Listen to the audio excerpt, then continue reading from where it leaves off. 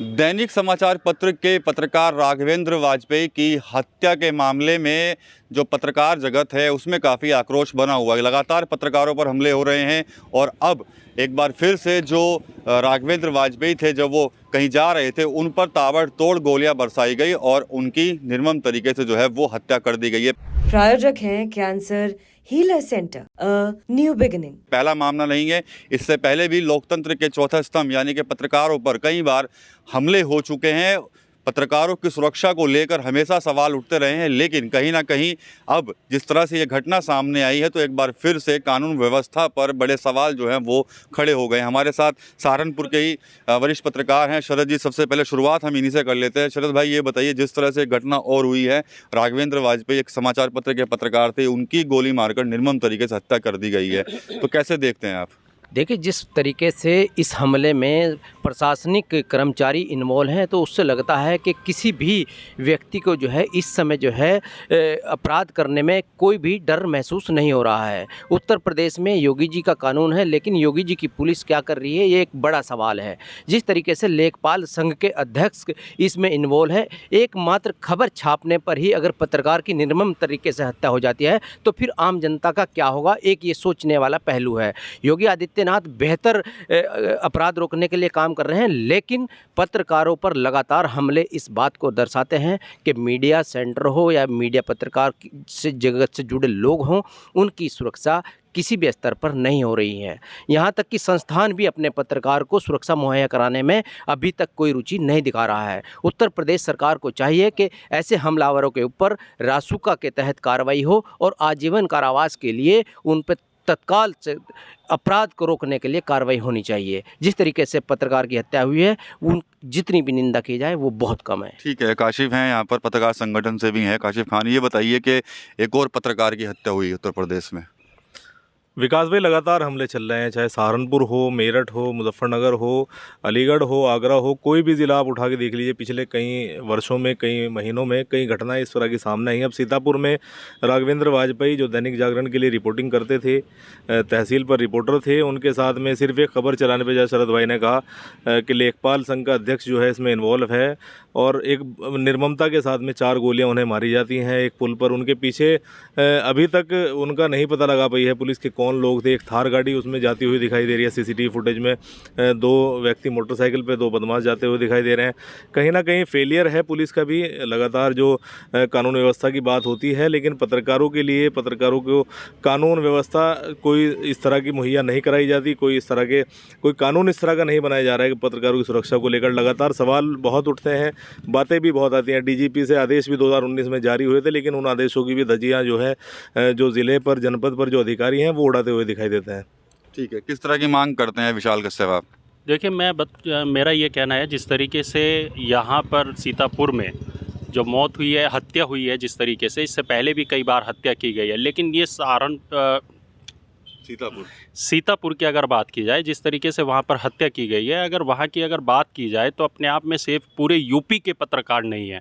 बड़ी बात यह है, इससे पहले भी कई बार घटनाएं हुई हैं, लेकिन प्रशासन सिर्फ अगर इसकी जगह अगर कोई और होता तो शायद अब तक वो पुलिस की गिरफ्त में होता। बड़ी बात यह है, कहीं ना कहीं पुलिस का भी इन्वॉल्वमेंट नज़र आ रहा है कि पुलिस कहीं ना कहीं उसका बचाव कार्य कर रही है।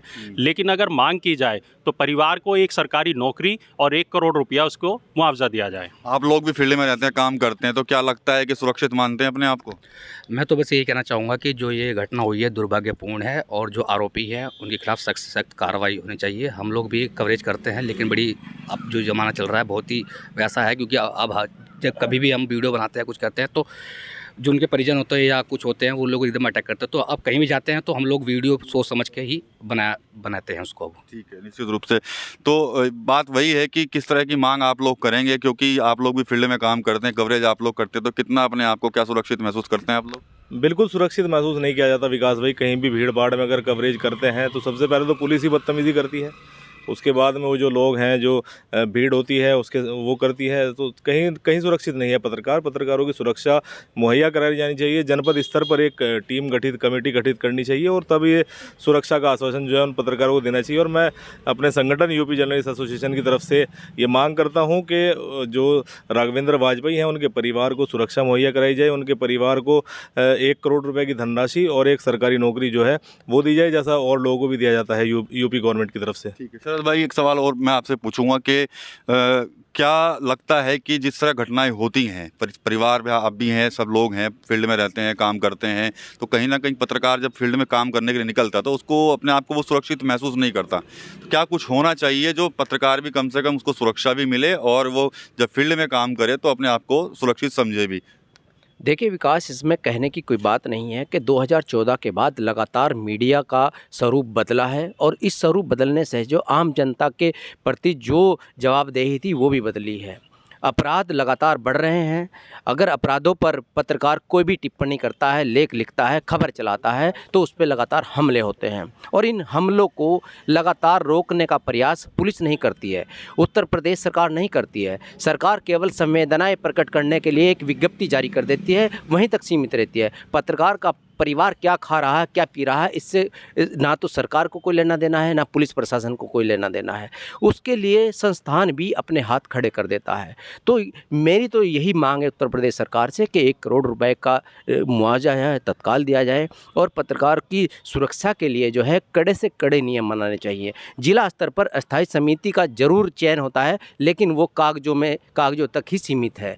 हर महीने इस बैठक को होना चाहिए जिसमें एसएसपी और डीएम मौजूद रहते हैं, लेकिन पत्रकारों की समस्या के लिए सुनने के लिए शायद उनके पास भी कोई समय नहीं है। सहारनपुर की अगर हम बात करें तो सहारनपुर में भी हमले हुए हैं, हमारे पूरे मंडल में हमले हुए हैं, लेकिन पत्रकार अस्थायी समिति में भी इसका कोई समाधान नहीं निकला है। ये एक बहुत बड़ी दुर्भाग्यपूर्ण बात है। केवल कागजों तक पत्रकारों को सीमित करके रख दिया गया है, उनके शासनादेश को केवल कागजों तक सीमित करके रख दिया गया है। लेकिन चाहे वो डीजीपी हों, चाहे मुख्यमंत्री हों, चाहे गृह मंत्री हों, चाहे मीडिया संस्थान हो, मैं इसमें संकोच नहीं करूंगा कि मीडिया संस्थान भी अपने पत्रकारों को उत्पीड़न कराने में पीछे नहीं है। अगर एकजुटता आ जाए तो किसी की हिम्मत नहीं है कि पत्रकार को आंख उठा के देख ले।